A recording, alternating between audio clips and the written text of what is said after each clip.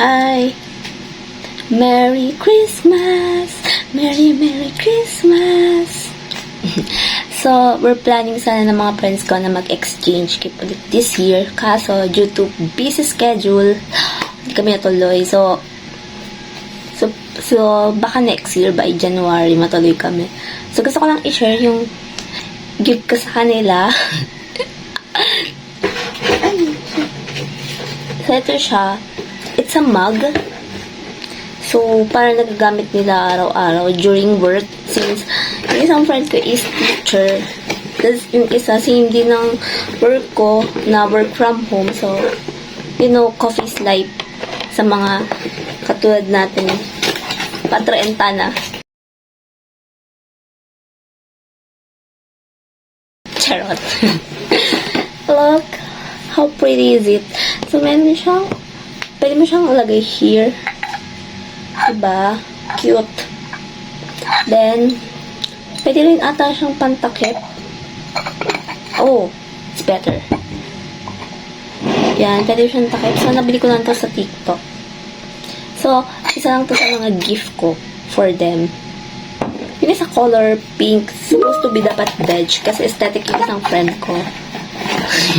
Eh, walang color beige. Yun lang yung pinaka malapit na color. Or white sana kasi wala.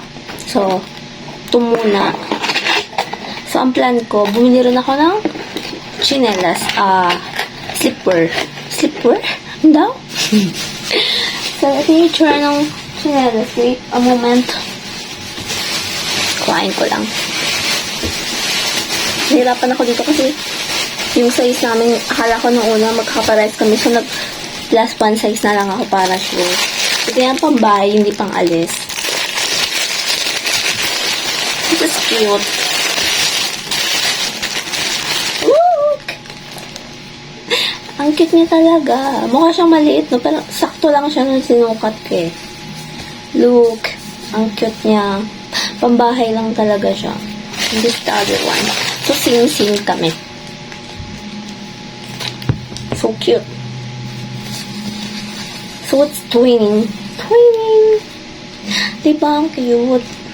So, this is the second gift. Next year, papakita ko sa inyo ko rin yung unboxing namin. Thank you!